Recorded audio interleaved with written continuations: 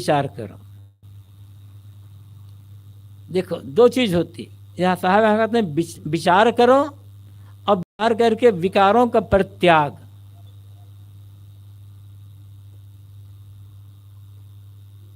जब हम विचार करके अपने दोषों को दुर्गुणों को दूर करते हैं तो उसमें स्थिरता आती है। आखिर इतने दिन से मैं कर रहा हूं तो आखिर ये जो दुर्गुण मुझ में है इससे मुझे क्या फायदा है जिससे इस विकार को मैं अपने में बना करके रखा हुआ हूं। गुरु ने कह दिया बेटा तुम्हें ये काम नहीं करना है, श्रद्धा है, गुरु का आदेश है, उपदेश है, तो काम तो हम नहीं करेंगे। लेकिन जब कहीं लोभ आ गया, प्रलोभन आया, तो जब प्रलोभन आ जाएगा, कोई बड़ा कोई अच्छा भौतिक लाभ देखने को हुआ या कोई भय की स्थिति आ गई, तो गुरु को उपदेश एक तरफ धरा रह जाएगा, हम फिर बह जाएंगे। क्योंकि हमने विचार पूर्वक उसको नहीं, केवल श्रद्धा पूर्वक गुरु के आदेश है, इसीलिए हमने वह काम करना बंद कर दिया था। ये काम मत करना, गुरु का आदेश है बस।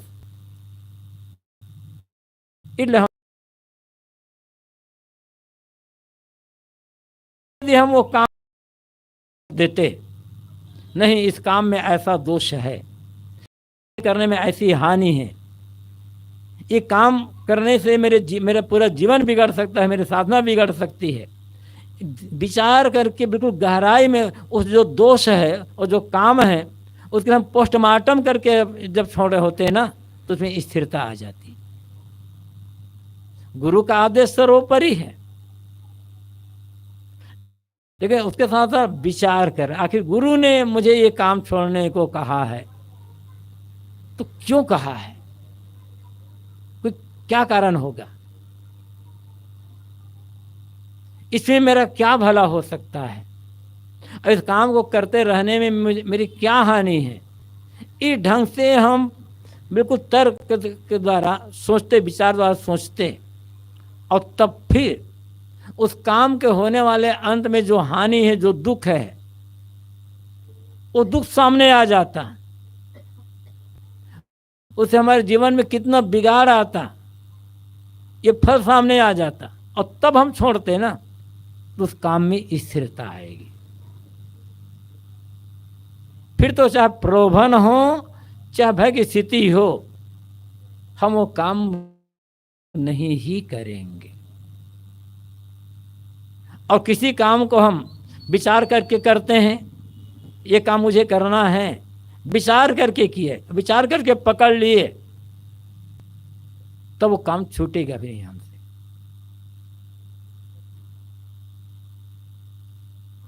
इसलिए विचार के मत के साथ साथ यहाँ जब समझ हो जाती है तब स्थिरता आ जाती है। यहाँ तो आप कहते हैं विचार करके विकारों का परित्याग करना, एक एक दोष पर विचार करते गए, विचार करते गए, और विचार करके छोड़ते गए, और ऐसे प्रकार से करते का साधना यही है। साधना कुछ और नहीं है। भूखे रह जाना, नंगे रह जाना, या खड़े रह जाना, या कुछ और ऐसे ढंग से कर लेना, ये साधना नहीं है, तपस्या है, काया कष्ट है। इससे कोई बड़ा लाभ नहीं हो पाता है। साधना और तपस्या में अंतर होता है। साधना में उत्कर्षता होती है, तीव्रता होती है। साधना नहीं, तपस्या में उत्कर्षता होती है, साधना में उत्कर्षता नहीं होती। तपस्या में दिखावा होता है, साधना में दिखावा नहीं होता, दिखावा चीज ही नहीं है। एक आदमी है 15 दिन का भोजन छोड़ दिया, तो दिखावा है यहाँ पर। भाई देखो वो आदमी 15 दिन भोजन किया, बड़ा तपस्वी है। लेकिन एक आदमी भोजन तो करता है रोज, लेकिन सिर्फ शरीर निर्वाह के लिए, भूख दूर करने के लिए। अब भोजन करते समय भी इसलिए कहा गया त्याग पूर्वक भोजन कर। त्याग पूर्वक भोजन करने मतलब जो खा रहे हैं उसमें भी कोई आसक्ति नहीं। सुबह जो मैंने कहा था, औषध के समान उसको ग्रहण करता होता है। खाते हुए भी उसके प्रति कोई लोभ नहीं, मोह नहीं है, आकर्षण नहीं है। जो आया शरीर के अनुकूल है, खा लिया। और इस प्रकार से जो कर रहा है, तो इसमें स्थिरता है। एक आदमी है, लोभ में पड़कर कोई चीज, बढ़िया चीज बने, लोभ में पड़कर जम करके खा लिया, वो भी दिखाई पड़ेगा। एक आदमी ने उसको छूना ही बंद कर दिया तो भी दिखाई पड़ेगा। एक आदमी जो खा रहा है उसको स्वाद की आसक्ति से रहित होकर के खा रहा है तो दिखाई नहीं पड़ेगा। तो भोग दिखाई पड़ जाता है, तपस्या दिखाई पड़ती है, साधना दिखाई नहीं पड़ती। अब भोग का मार्ग तो बंधन का, दुख का मार्ग तो है ही। तपस्या का भी मार्ग है, वो कष्ट है, उससे कोई बड़ा फल नहीं मिलेगा। साधना का मार्ग ही कल्याणदायी होता है।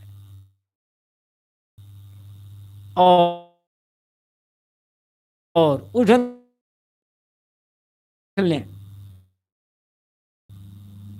पुराणों की कहानियों से आप लोग भली भांति परिचित होंगे। अमुक ऋषि तपस्या कर रहे थे, उत्कर्षता है उसमें, महिमा भी है, तो संयुक्ति है। हजार कोई तपस्या कहाँ हो रही थी, साधना कहाँ हो रही थी। जो साधना करता तो किसी के पैर के ठोकर लग गई, भस्म कर दिए क्रोध में। पक्षी ने बीट कर दिया, देख करके भस्म कर दिए। साधना होती तो ऐसा क्रोध ना होता। उन तपस्या है। आज भी ऐसे लोग मिलेंगे, गुरुदेव जी बताते थे, और हम लोगों ने भी इसे देखा हुआ है। एक संत है, त्यागी संत ही कहना चाहिए, खड़ेश्वरी, व्रत लिया था मुझे 12 साल तक खड़े रहना है, खड़े खड़े खाना, खड़े खड़े टट्टी पेशाब कर लेना, खड़े खड़े सोना, सब कुछ, मतलब 1 सेकंड के लिए भी नहीं बैठना है। पांव सूज गए थे, ममाद बह रहा था, इसीलिए खड़े खड़े रहना है। तब 11 साल हो गए थे खड़े खड़े रह, इतनी कठिन साधना। हमें और आपको 4-5 घंटा ही खड़े खड़े रहकर रहने का दे तो बड़ा कष्ट हो जाएगा। कोई काम कर रहे हैं तो बात अलग है।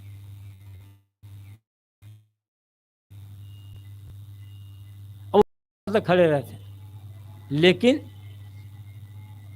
बिना तंबाकू के रह नहीं पाते थे। तपस्या तो बड़ी बहुत कर रहे थे, लेकिन तंबाकू छोड़ नहीं पा रहे थे कि आदत बन गई है। तो उन्हीं की बात मैं नहीं कह रहा हूं। जितने भी तपस्वी देखेंगे उनमें से कुछ को छोड़ करके सबका क्रोध में परिणाम बदलता है। चाहे विश्वामित्र की बात आ जाए, किसी की बात आ जाए, या किसी और की बात आ जाए, लेकिन जितने साधक सहन करता है, क्योंकि वो साधना का मतलब विचार करके, साधना का मतलब क्या है, ये काम, क्रोध, लोभ, मोह, राग, द्वेष, इन पर ही विजय पाना तो साधना है। विश्वामित्र आता है 1000 साल तक तपस्या करते रहे, और मेनका आई तब क्या हुआ, तपस्या चली गई। लेकिन साधक ऐसा नहीं, किसी मत के साधक हो, अमुक मत वाले साधक बात नहीं है, तो वहां साधना में विचार है, भोगों में विचार नहीं है, तपस्या में भी विचार नहीं है, एक हठ है, तपस्या में हठ है। अब भोग की तो बात ना हर आदमी के मन में ही अनादिकाल से,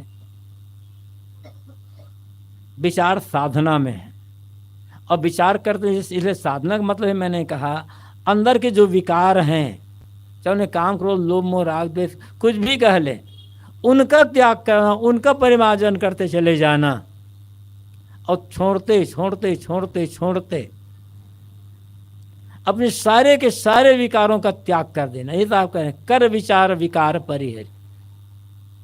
जिस किसी ने विचार करके अपने विकारों का परित्याग कर, सारे विकारों को मान लो, एकदम निर्विकार जीवन हो गया, निर्विकार मन, निर्मल, निर्दोष, तो साहब कहते हैं ऐसा जो निर्दोष, निर्विकार, निर्मल मन वाला जो व्यक्ति है, निर्दोष जीवन वाला जो व्यक्ति है, वही संत है। एक संत का कपड़ा होता है, एक संत की रहनी होती है।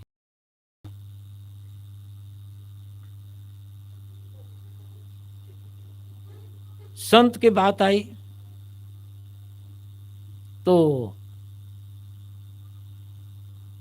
संत वह है जो किसी भी बात को लेकर के दुखी नहीं होता। इन पुस्तकों में पुस्तक होगी छोटी सी, गुरुदेव की पुस्तक संत कौन, पुस्तक का नाम ही संत कौन है। उस पुस्तक का संत कौन है, उस पुस्तक का पहला वाक्य है, जो दुखी नहीं होता वह संत है। बस इतनी पहचान। और दुखी कौन नहीं होगा, जिसके अंदर में दोष और विकार नहीं होंगे। कोई भी दोष है, कोई भी विकार है, किसी भी प्रकार का मल है, तो दुख तो होना है।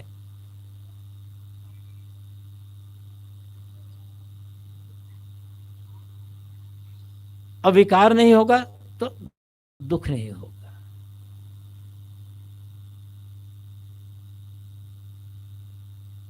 दुख रहित जीवन, साहब कहते हैं यही तरन हो जाना है, भवसागर से पार हो गया। ऐसा जो व्यक्ति है जो किसी बात को लेकर के दुखी नहीं होता। अब ऐसा नहीं है कि कोई कहे दुखी नहीं होता, तो मान लो किसी की मौत हो गया तो हंसेगा थोड़े, वो भी गंभीर रहेगा। प्रिय से प्रिय का भी वियोग होगा,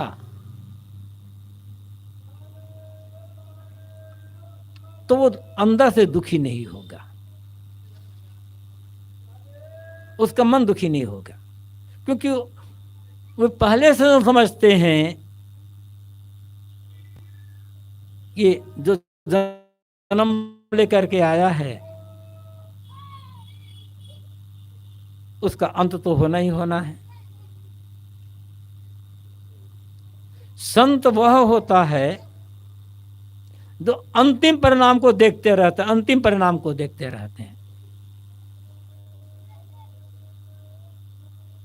कि अंत में क्या होने वाला है, और जिसकी दृष्टि में अंतिम परिणाम सदैव झलकता रहता है कि अंत में परिणाम यह आना है, और पहले तो तैयार है, वो दुखी क्यों होगा फिर। वो हम अंतिम परिणाम को नहीं समझते, हम वर्तमान में जो स्थिति है, वर्तमान में जो चीज़ें मिली हुई है, हम उनमें मोह कर लेते हैं और मान लेते हैं ये स्थिति सदैव बनी रहेगी।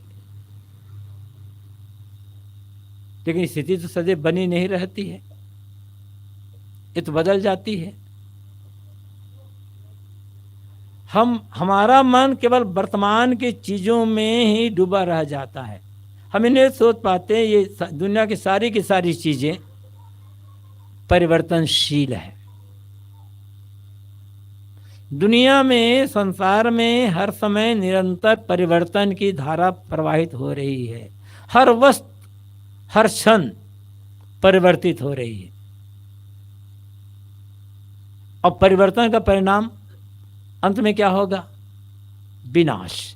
मतलब उस रूप का विनाश, उस तत्व का विनाश नहीं होगा, उस रूप का विनाश। हमारा शरीर है, निरंतर परिवर्तन इसमें हो रहा है, निरंतर हर क्षण। और परिवर्तन होते होते इस समय ऐसा आएगा कि शरीर का जो बाहरी आकार है वो खत्म हो जाएगा। इस मिट्टी पानी आग हवा से बना है, वो अपने तत्व अपने अपने मिल जाएंगे, ये आकार खत्म हो जाएगा। इसी को हम मौत कहते हैं, ये विनाश हो जाएगा। अब इसी को हम देखते रह जाएं तो किसी की मृत्यु पर हमें दुख नहीं होगा। दुख का कारण है विकार, वो है मोह।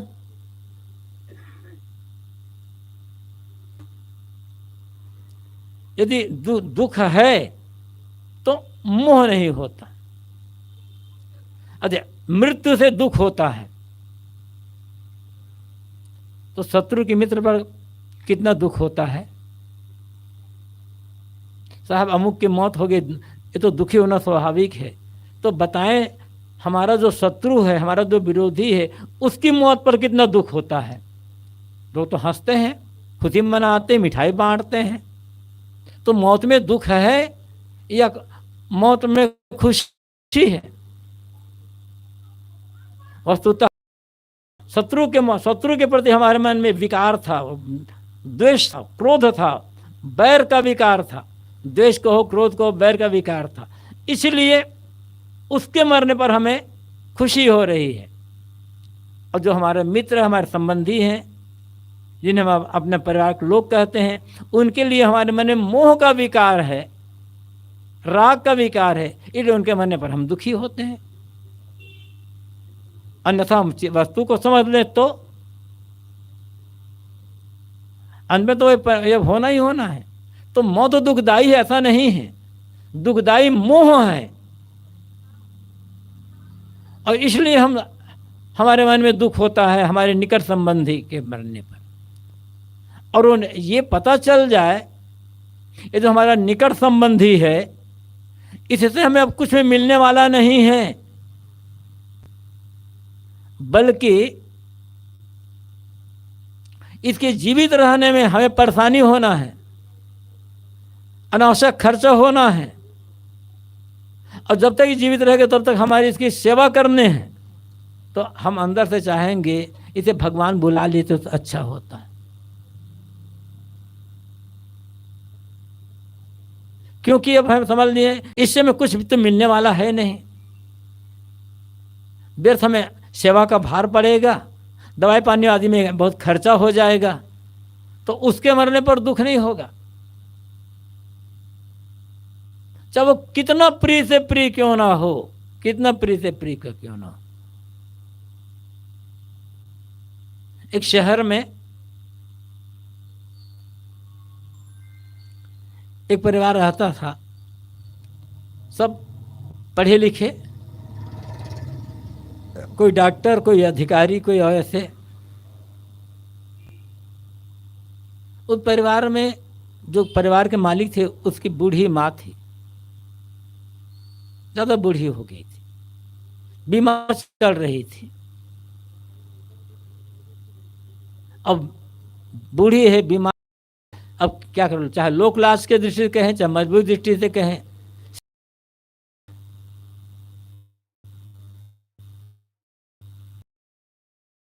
कोई खुश नहीं थे। एक दिन रात में सब सोए थे तो वो बूढ़ी माँ की मृत्यु हो गई। और लोग सुबह उठे तो देखे बूढ़ी माँ की मृत्यु हो गई है। अब सोचे कि बूढ़ी माँ, सुबह का समय है, अब अभी हम रोते गाते हैं, हल करते हैं, हमारी माँ की मृत्यु हो गई तो दिन भर भूखे रहना पड़ेगा। तो पहले चाय नाश्ता बनाकर खा पी लिए, तब रोना शुरू किए हमारी माँ की मौत हो। क्यों? उसे सोच कि अब कुछ मिलने वाला नहीं है, इसलिए उसके मरने पर खुशी हो गई। ये भी अद्भुत परिवार है, बात है ना। तो वहां पर विकार था मन में, हानि का अनुभव हो रहा था जीने पर।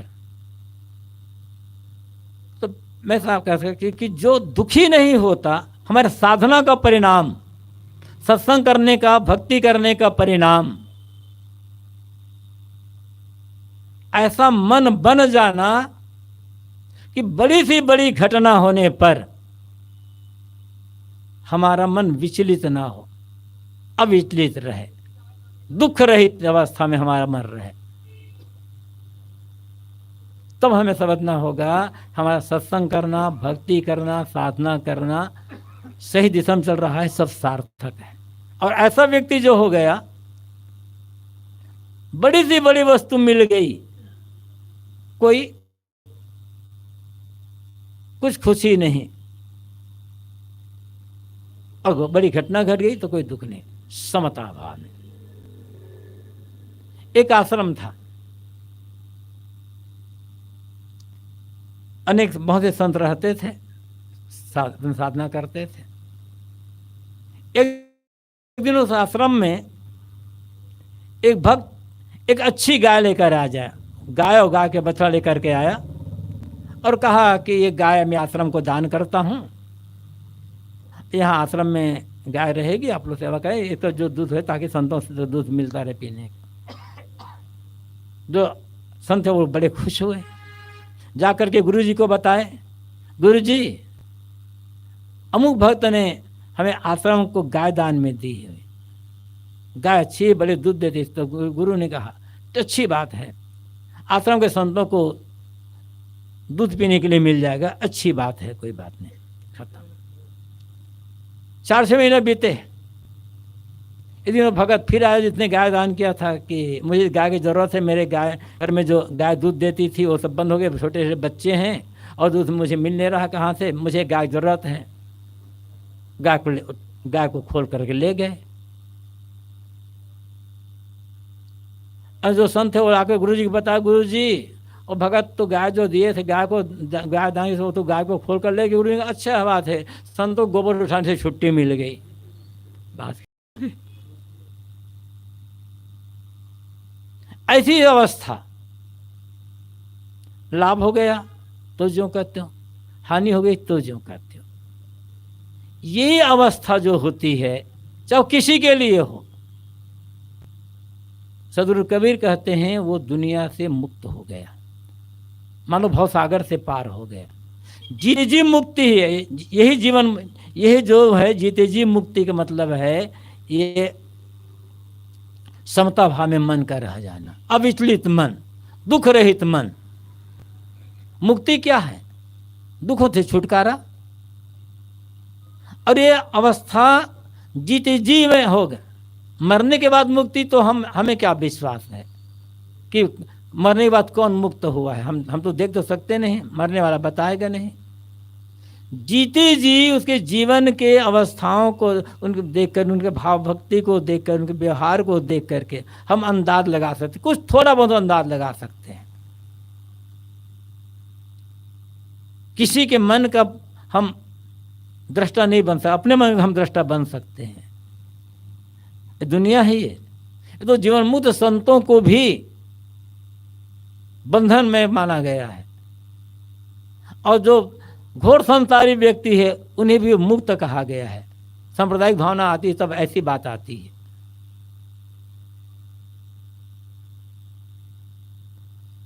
कर विचार विकार परिहरी, जिन्होंने विचार करके सारे विकारों को परित्याग कर तरन, क्या कहते वो मुक्त हो गया, सागर से पार हो गया, उसके लिए भवसागर सुख गया। तारन सोए, और वही दूसरों के लिए तारक बन जाता है। तारक बनने का मतलब क्या है? तरने का रास्ता बताना। इसलिए गुरु को त्राता कहा गया है। त्राता छुटकारा दिलाने वाला, भवसागर से, दुख से छुटकारा दिलाने वाला। लेकिन दिलाने का मतलब क्या है? रास्ता बताते हैं। जिसे मुक्त होना से पार होना है उसका बोध देते हैं, और भवसागर क्या है ये बता देते हैं। गुरु बताते हैं कि भवसागर बाहर कहीं भी भवसागर नहीं है, भवसागर तो है मन के विकार, यही भवसागर। इस विकार से कैसे पार होना है, इन विकारों का कैसे त्याग करना, क्योंकि वो गुरु उन विकारों का त्याग किए हैं। बाधाएं कहाँ से आती है, प्रलोभन कहाँ से आते हैं, और कैसे उनके तय करना है, गुरु इसका रास्ता बताते हैं। गुरु का काम, बड़े से बड़े गुरु का काम सिर्फ रास्ता बताना है बस। गुरु किसी को भी मुक्त नहीं कर सकते। गुरु को मुक्तिदाता कहा जाता है, तो मुक्तिदाता कहने का अर्थ यही है कि बंधनों का परिचय दिला दिया, रास्ता बता दिया, ऐसे रास्ता है, तो इस अर्थ में मुक्तिदाता है। लेकिन गुरु अपनी ओर से मुक्ति दे दे, गुरु को बात तुम हम पर कृपा कर दे, हमारे बिना साधना किए कृपा कर दे और शक्तिपात कर दे और बस हमें मुक्त कर दे, ऐसा न हुआ है न होगा। गुरु साधना करेंगे तो गुरु के मन के विकार, शिष्य साधना करेगा तो शिष्य के मन के विकार दूर होंगे। साधना हमें ही करना होगा, हमारे लिए गुरु साधना नहीं कर सकते। और गुरु कृपा करके हमारे मन के काम को, लोभ मोह विकार को अंदर हाथ डालकर निकाल बाहर नहीं कर सकते, हम ही करना होगा। लेकिन चूंकि वो रास्ता बताने वाले होते हैं, रास्ता बताने वाले हैं, इसलिए गुरु को तारक कहा जाता है। गुरु न मिले होते तो हम कहाँ कहाँ भटकते होते। आज थोड़ी बहुत जो सद्बुद्धि मिली है उसका श्रेय गुरु के ही तो है। गुरु न मिले होते तो जीवन का महत्व समझ में आता, जीवन क्यों मिला है न यही जान पाते, न जीवन जीने की शैली क्या है यही जान पाते। तो गुरु की कृपा है, गुरु की कृपा ना होती तो बोलने का तरीका भी तो नहीं आ पाता। इसलिए गुरु तारक है। तो ऐसे सदगुरु कबीर कहते इस प्रकार से जो हैं जिन्होंने विचार करके विकारों का परित्याग कर दिया और भवसागर से पार हो गया, वही व्यक्ति भगवान है। कहीं कबीर भगवंत भजन द्वितीय और न कोई, ऐसा जो निर्मल जीवन है, निर्विकार जीवन, आप कहते हैं वही भगवान है। भगवान की हमारी कल्पना दूसरी है। हम भगवान सब बचपन से सुनते आ रहे हैं और ये सुनते आ रहे हैं कि भगवान दुनिया भर का मालिक है और दुनिया बनाने वाला है। एक कल्पना है और देखा किसी ने आज तक नहीं है। बड़े से बड़े भगवत भक्त जो कहते हैं उन्हें भी वो भी भगवान को देखे नहीं है। भगवान का कोई रूप आकार नहीं है। जिस हम मानते हैं दुनिया भर का कतराता है और वही दुनिया भर बनाने वाला, उसकी कृपा से दुनिया चल रही है। सिर्फ ये हमारी कल्पना है, हकीकत नहीं है। और ऐसा भगवान जिससे हमारी मुलाकात ही नहीं हुई है, हम उस भगवान की सेवा क्या करें, उस भगवान की हम पूजा क्या करें। पूजा सेवा तो उसकी होगी जिससे हमारी मुलाकात हो रही है ना। जिससे मुलाकात भी नहीं है, क्या सेवा करें, क्या उसकी पूजा करें। हाँ, हमने एक किसी रूप में उसका एक आकार बना लिया है, वो व्यक्ति का ही आकार बनाया है। अब व्यक्ति का आकार बनाकर हम उसकी मूर्ति बना लेते हैं, उसकी पूजा करते हैं। कहने को तो ये कह देते हैं